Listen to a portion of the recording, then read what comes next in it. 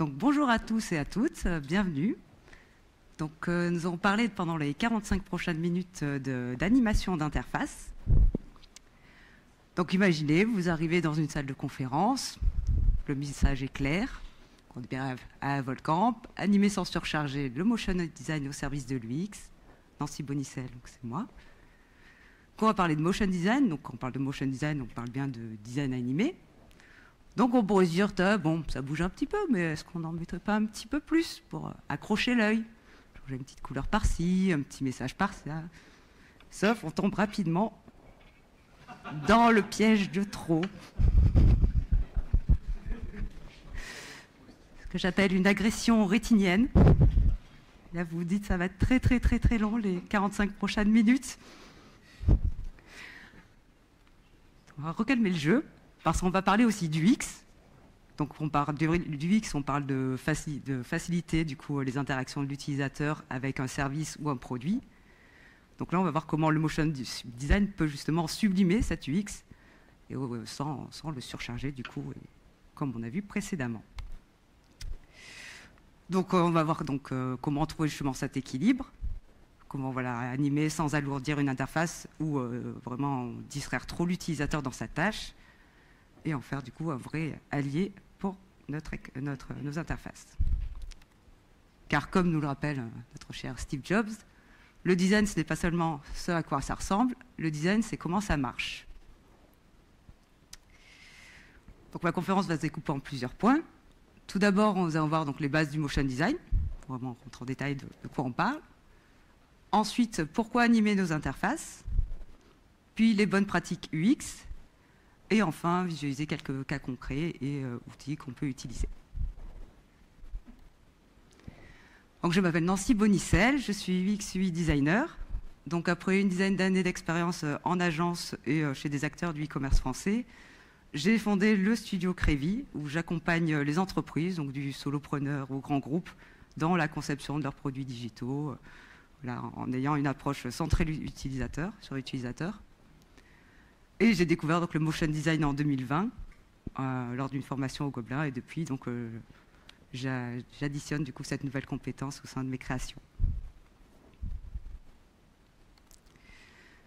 Donc, nous allons commencer par les bases, le motion design. Donc, tout d'abord, le motion design, qu'est-ce que c'est? Donc, on est sur une discipline de l'animation, c'est-à-dire une mise en mouvement de formes graphiques, de typos, de lignes, d'images. On a des origines multiples, donc qui viennent du montage, trucage, aussi de l'animation et donc du graphisme. De plus en plus, donc c'est les graphistes qui se réapproprient le motion design. On a des précurseurs visionnaires, donc déjà tout ce qui est Bauhaus, graphisme soviétique, mais également dans le cinéma, avec, comme vous pouvez voir, j'espère que tout le monde, même ça au fond, voit un peu. En bas à gauche, donc Saul Bass, qui est célèbre donc, pour ses génériques d'Hitchcock, entre autres. Ou aussi Maurice Binder, donc, à qui on doit le célèbre générique de James Bond 007. Et vu qu'on parle de précurseurs, dans l'animation, on ne peut pas faire l'impasse sur notre ami à grandes oreilles, avec notamment les principes d'animation, qui sont issus d'un manifeste qui s'appelle Illusion of Life, Disney Animation, écrit par Holly Johnston et Frank Thomas. Donc, ils sont deux animateurs du studio Disney, donc de l'époque des courts-métrages, premiers longs-métrages. D'ailleurs, petite question, premier long-métrage Disney? C'est bien. Un bon point. Donc voilà, donc ils ont fait un manifeste où ils ont rédigé les 12 principes d'animation Disney. Donc là, je vous en ai listé 4, donc ça va être 4 qu'on va revoir et aborder au cours de cette conférence. Donc la mise en scène, l'idée c'est de guider l'œil du spectateur vers les éléments clés. Ensuite, les notions d'accélération et décélération pour rendre une animation plus fluide, parce que dans la nature, on n'a aucun mouvement régulier, sauf ceux qui sont mécaniques. Également associé à la notion de timing. Ensuite, on a les actions secondaires. Donc, c'est tout ce qui accompagne l'action principale pour la rendre plus réaliste, qui vient toujours l'accompagner et pas, qui vient toujours sublimer, enrichir l'animation principale. Et enfin, le charme. Voilà, l'idée est quand même de séduire l'œil de l'utilisateur. Voilà, du coup, en l'occurrence du spectateur. Mais nous ne sommes pas animateurs de cartoon, des UX, UI designers. Donc en UI, le motion design peut se découper en 4 familles. Donc on a les micro-interactions, donc tout ce qui est petites interactions qui viennent confirmer ou guider une action, type un bouton qui change d'état ou survole.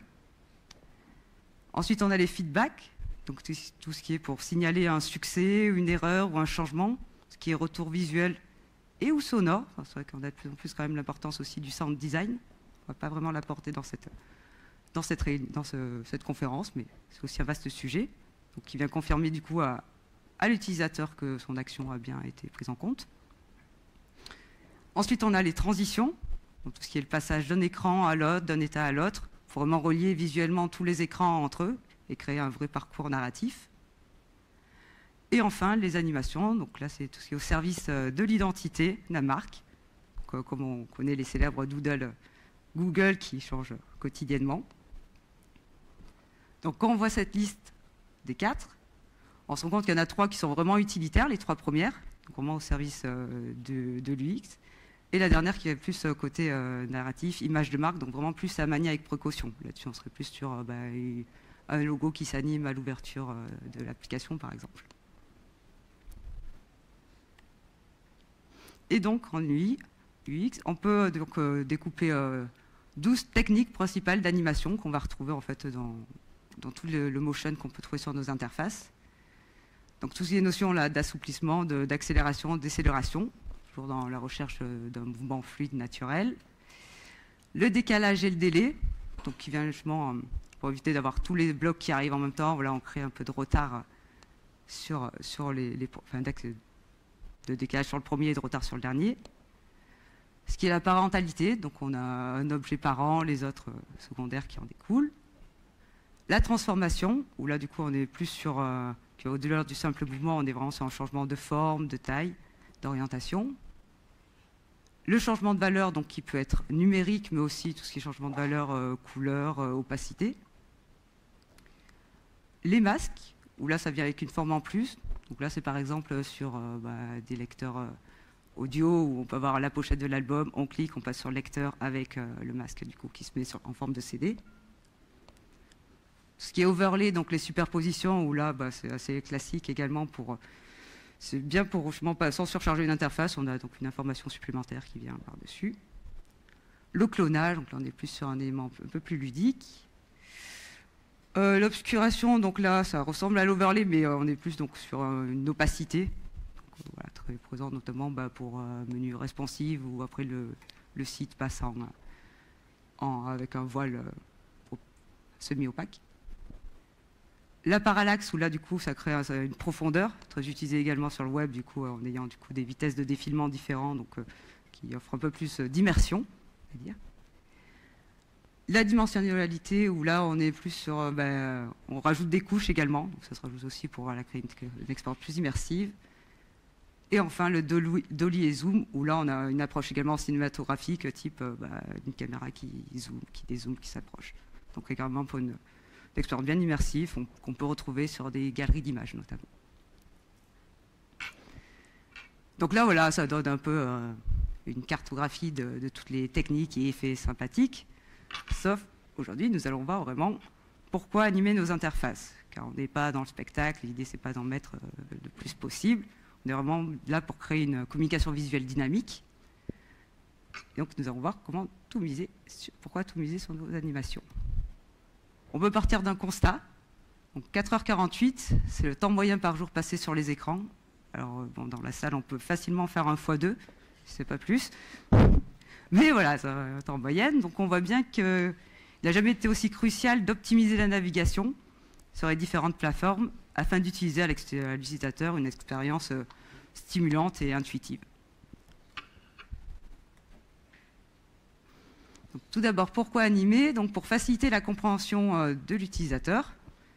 Car on dit souvent qu'une image vaut 1000 mots. Donc l'idée c'est de guider l'œil à travers l'animation, rendre la navigation plus intuitive, et clarifier surtout la relation entre les éléments entre eux. Donc on peut voir dans les différents exemples. On retrouve d'ailleurs le masquage dont on parlait avant.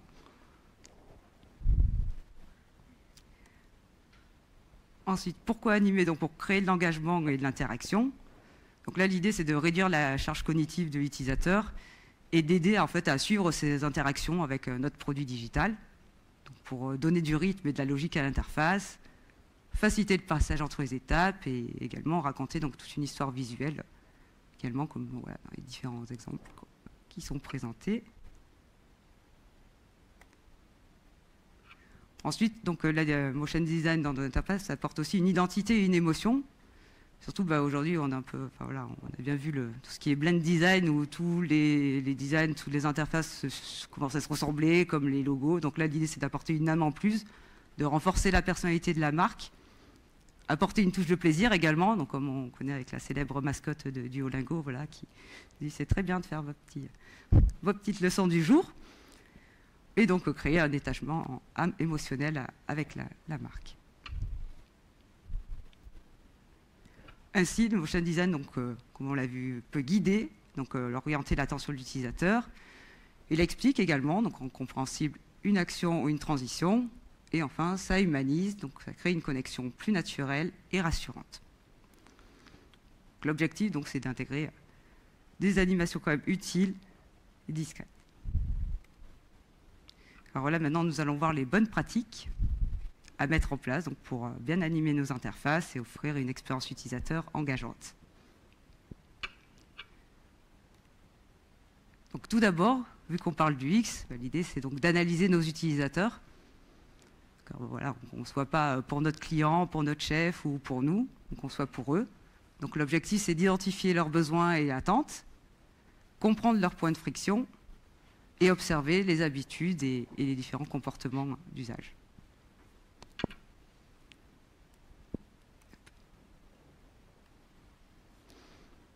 Ensuite, du coup, l'objectif, c'est d'avoir une intention claire, une bonne pratique, bien sûr, indispensable. Pas d'animation sans fonction. C'est pas de la déco. L'idée, c'est pas juste d'en mettre parce qu'on sait en faire, on veut en mettre.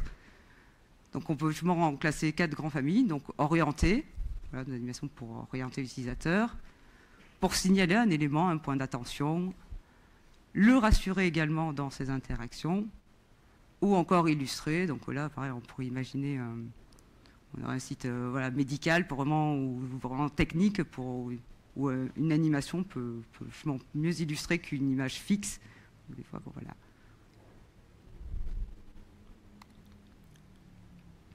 Maintenant, nous allons voir donc, les principes fondamentaux pour bien animer nos interfaces, c'est-à-dire des repères clairs pour bien concevoir des animations fluides, compréhensibles et cohérentes. Donc tout d'abord, dans nos interfaces, on va parler là de hiérarchie et de continuité, car tout ne doit pas bouger en même temps, comme l'introduction.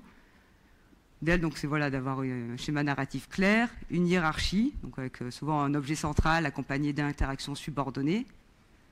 Également avoir une continuité visuelle agréable à l'œil, voilà, avec un ordre de lecture logique. Justement, j'ai mis aussi l'exemple avec les tables, où justement on pourrait vite avoir de dire, bon, elles arrivent en Z les unes après la suite des autres. Du coup, en fait, à l'œil, ce serait vraiment beaucoup trop lent. Autant l'accompagner comme ça avec un affichage en diagonale, de gauche à droite, oui, de haut en bas, gauche à droite.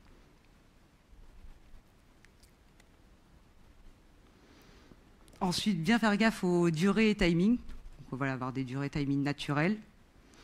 De base, vous pouvez vous dire toujours entre 150 et 400 millisecondes. Voilà, c'est un bon rythme.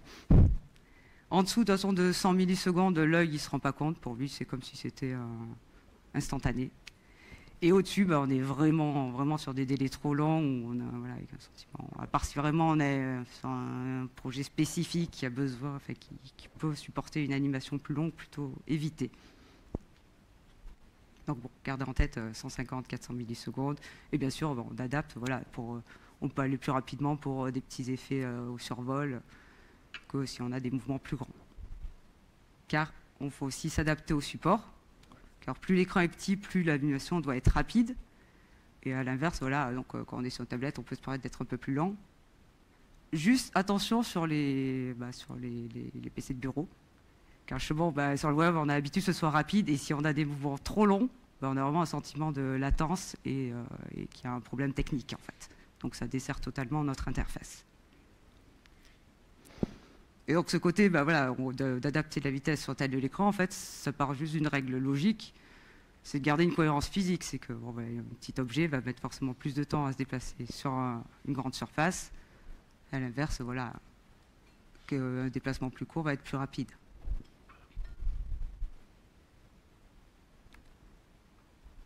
Hop. Donc là, on revoit également en bonne pratique donc, ces notions d'easing, d'accélération, décélération, pour rendre le mouvement plus naturel. Quand on peut le voir même dans la nature, enfin, il n'y a aucun mouvement n'est rectiligne, comme si vous prenez une balle.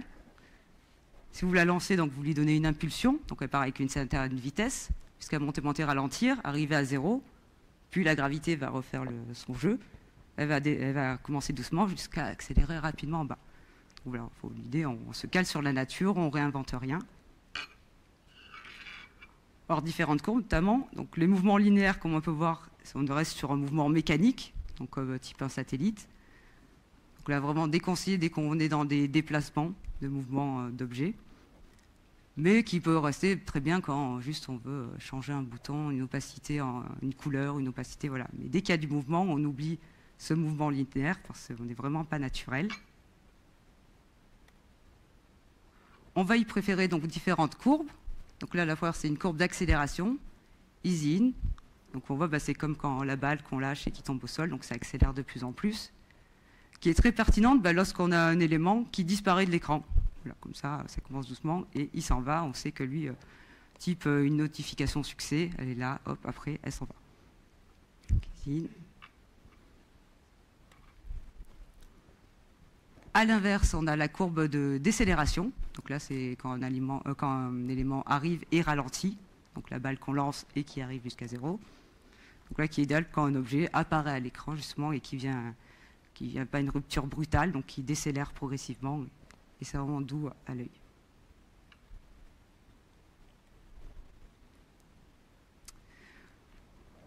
Puis on a la courbe standard, donc easy in, out.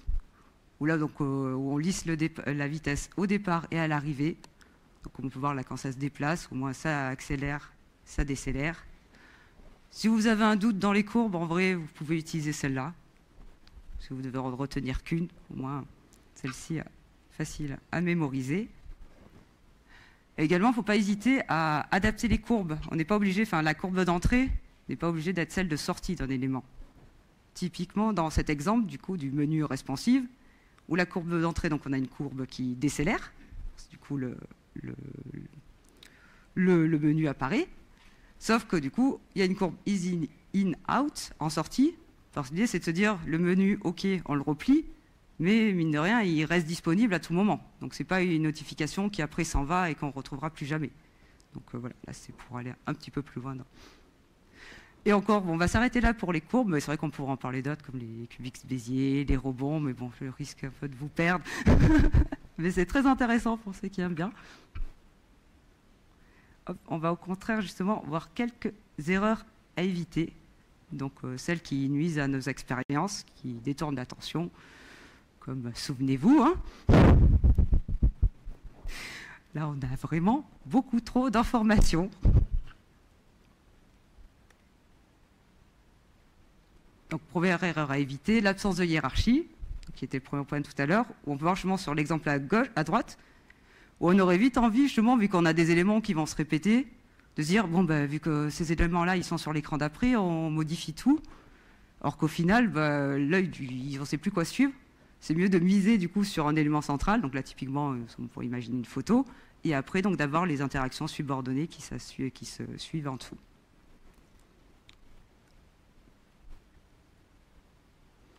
Ensuite, donc, on reprend les délais. Donc, quand des délais sont mal gérés, justement, après, on a ce côté latence. Donc, on s'ennuie, quoi, après, quand c'est trop long. Donc, vraiment apprendre à bien doser et avoir une durée d'animation appropriée.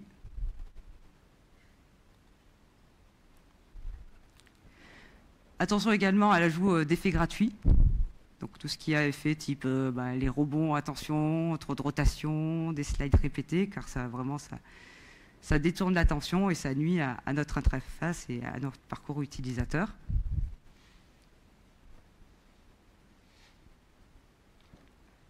Attention également aux incohérences. Donc là, l'exemple que je vous ai pris, c'est notre incohérence physique. Dans la nature, si deux objets rentrent, on a une collision si deux objets sur un même plan se croisent.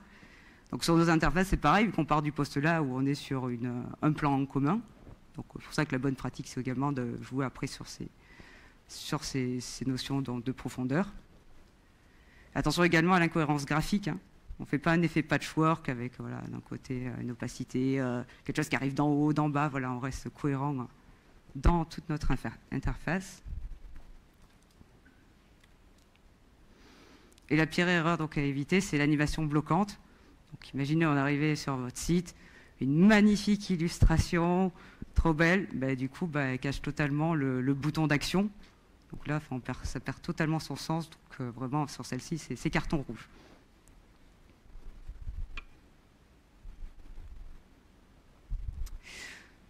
Donc maintenant, on va parler d'accessibilité et performance. Car l'idée, c'est d'animer sans exclure ni nuire à l'expérience. Donc tout d'abord, respecter les préférences système afin de garantir donc une expérience adaptée à tous.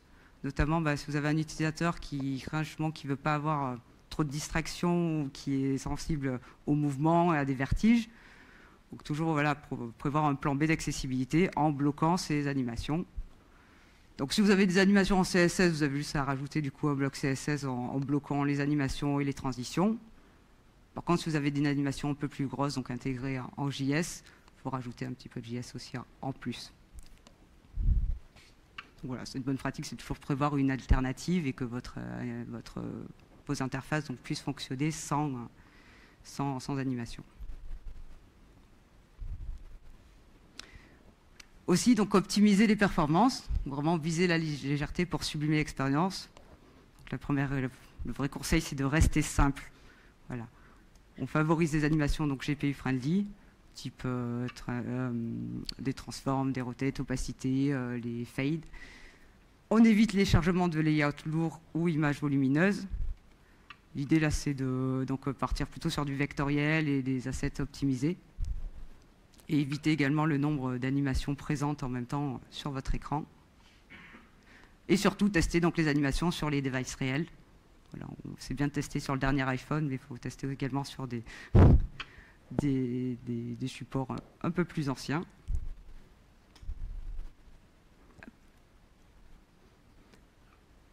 En synthèse des bonnes pratiques, lorsque vous voulez rajouter une animation, l'idée c'est de vous poser ces questions. Donc, est-ce que mon animation a-t-elle une fonction claire, guidée, rassurée, illustrée, etc. Une durée naturelle, une hiérarchie respectée, un easing, donc les assouplissements, accélération, décélération cohérente, un comportement adapté au support, et également une préférence système guidée. Donc, si vous arrivez à avoir toute cette liste, parfait, vous pouvez laisser votre anime, et c'est impeccable.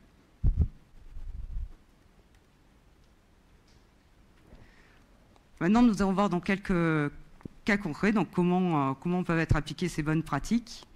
Car on va bien voir qu'il n'y a pas besoin de tout animer, mais juste de viser juste et avec les bons outils.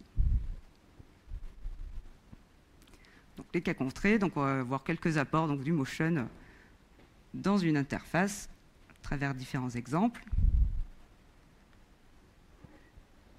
Donc tout d'abord sur la navigation et les transitions. L'idée c'est de clarifier les parcours utilisateurs.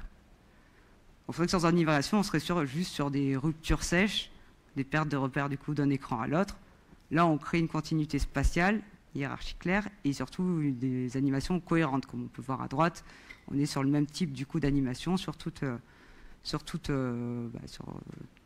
les interfaces. On pourrait juste imaginer, pour aller plus loin, c'est vrai, vu qu'on a le petit crayon là qu'on voit sur l'écran d'avant, sur le deuxième écran, c'est vrai que lui, il pourrait avoir, vu que on est sur un bouton principal, type pour écrire son message, lui, on pourrait l'imaginer qu'il ait une transition un peu différente du coup pour sortir du lot. Ensuite, côté feedback utilisateur, donc là, l'idée, c'est de clarifier l'interaction réalisée. Donc, comme on peut voir à droite, à gauche, là, avec... donc, hop, on voit directement et sur le changement de valeur Et sur l'illustration, l'opacité, vraiment le feedback du produit donc, sur l'action de l'utilisateur. Et même à droite, ça illustre parfaitement enfin, c'est les petits dots de Google. On voit rien qu'avec 4 points au final, tout, et des 4 points animés, justement tous les interactions que ça peut produire et les feedbacks. Du coup, cet exemple est très bien justement pour se rendre compte de ça. Attendez, je prends un petit.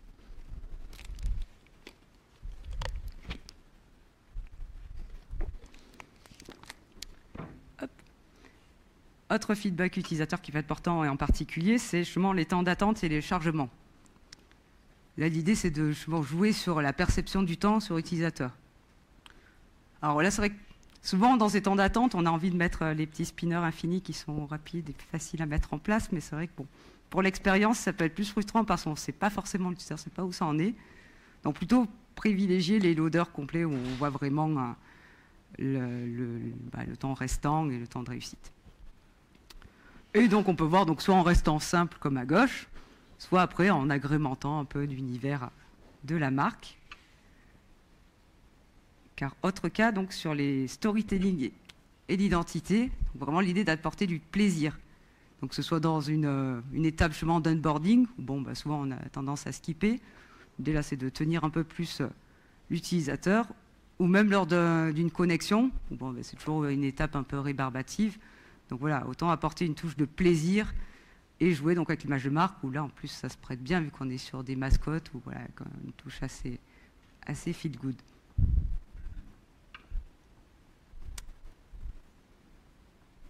Si maintenant on va voir quelques outils pratiques, donc du prototypage à la production. Donc pour le prototypage, l'idée c'est donc de pouvoir tester l'animation en quelques clics avec notamment les équipes produits, dev. Donc on peut avoir Figma, hein, mon chouchou, ou là très pratique donc pour faire des prototypages simples, également des micro-interactions, avec notamment également la fonction Smart Animate où on peut faire des petits changements du coup pas mal. Pour des interactions plus complètes, on a du ProtoPie, on peut tester. Et ensuite, en autre outil, là on est plus sur des animations plus complexes et du code interactif. Donc vous avez Jitter, donc, qui a été développé par Figma, pour faire justement des animations vectorielles assez simplement, qu'en exportant l'outil, donc compressé en JSON, qu'on peut déposer directement, donc, soit sur votre projet web ou application, ou logiciel métier. On a After Effects également, mon deuxième chouchou. Donc là également, on peut créer des animations plus complexes et les exporter en Lottie, donc de façon très rapide. Autre outil, donc c'est Rive, que je n'ai pas encore eu trop l'occasion de le pratiquer, mais qui va être très intéressant, notamment pour faire, comme on a vu avant, le champ là, de connexion avec le Yeti, du coup, pour avoir ce type d'interaction, justement plus complexe et donc compatible également web mobile, très léger, performant. Vous pouvez également vous intéresser à Motion, donc, où il y a toute une librairie d'animation, micro-interaction, transition, donc directement en React, également très utile. Car côté ressources, en fait, on se rend compte souvent qu'il n'y a pas forcément besoin de réinventer la roue. Vous avez quand même différentes librairies, notamment Lottie, dont je mentionnais juste avant. Vous avez plein du coup de ressources téléchargeables, ou Motion, du coup, en React. Et pour tout ce qui est transition, après aussi, vous avez les guidelines, donc Material Design Motion ou Human Interface Guidelines là, pour Apple. Donc des bonnes ressources également à avoir.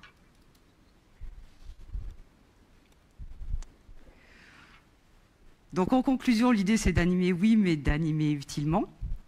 Car voilà, on n'est pas des décorateurs, hein, on va au contraire guider le parcours utilisateur, l'aider à comprendre, venir ressentir, enrichir. Et vraiment toujours garder en tête que ce ne sont pas les grosses animations qui changent tout, mais vraiment les petites bien placées, car on dit souvent qu'un bon UX est invisible. En résumé, donc, si vous voulez retenir 5 règles, c'est celle-ci. Donc une animation toujours utile, un rythme maîtrisé, donc 150, 400 millisecondes, avoir une continuité visuelle, rester accessible, et bien sûr, donc on ne surcharge pas, on reste léger, fluide. Et en complément, donc toujours tester avec ses utilisateurs et on adapte Parce qu'encore une fois, on ne code pas pour nous, on ne produit pas pour nous, on ne produit pas pour notre client, notre chef, on produit pour ses utilisateurs. Donc voilà, toujours adapter, enfin tester et adapter après aux besoins, suivant les différents retours. Merci à vous. Alors, j'ai fini un peu en avance, je pense que c'est le stress.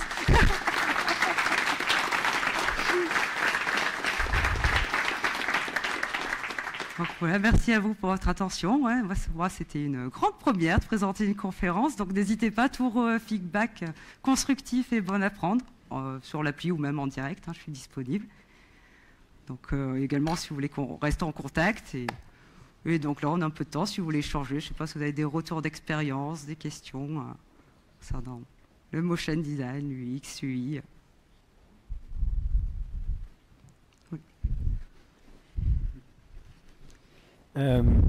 Qu'est-ce que tu conseillerais pour vérifier que les utilisateurs du coup sont contents des nouvelles interfaces, vu qu'on doit s'adapter à eux, comment maîtriser ou comment voir si le travail qu'on a fait colle bien avec nos utilisateurs?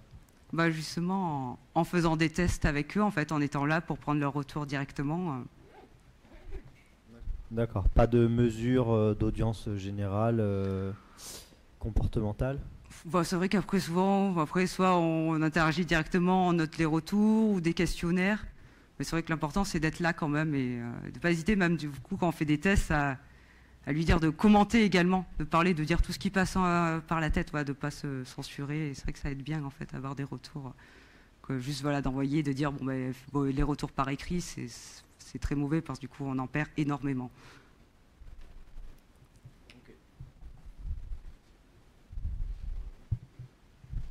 Merci. Ça marche? Ah, c'est bon. Donc avec mes deux copains développeurs et moi-même designer, on a été assez curieux quand on a vu After Effects. Moi, je me demande comment tu fais à partir de After Effects pour ensuite arriver à transformer ce motion en code. Comment tu obtiens ton CSS en fait? Sur Media Encoder, en fait, directement, on peut exporter en Lottie, en fait. Ok. Comme on exportera en MP4, en fait, en exportant Lottie. Et c'est vrai que moi, alors c'est vrai qu'on ne connaît pas du tout le motion design, c'est plus facile, je pense, d'apprendre en Manjiter. Moi, vu que j'ai débuté avec After Effects, je suis beaucoup plus à l'aise, donc c'est vrai que j'utilise plus souvent After Effects pour faire ce type d'animation un peu plus grosse.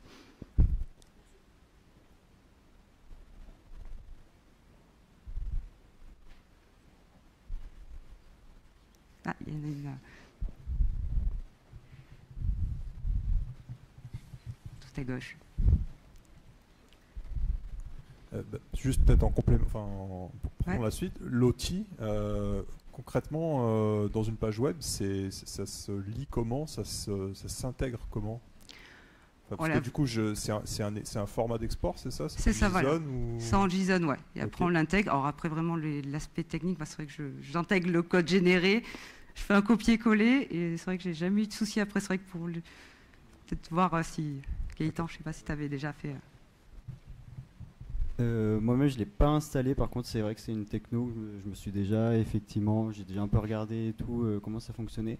Et en fait, tu as une dépendance JS à installer dans ton projet qui va venir ensuite charger le JSON pour pouvoir le lire et ensuite faire les effets sur ta page. Oui, c'est vrai qu'il faut rajouter le petit code en plus. Parce que oui, si on met juste le Lottie, c'est vrai que ça ne marche pas. Il faut appeler la librairie Lottie.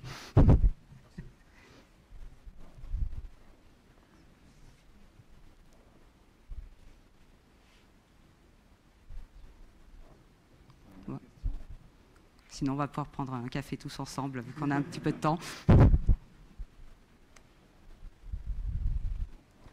Bon, merci à tous.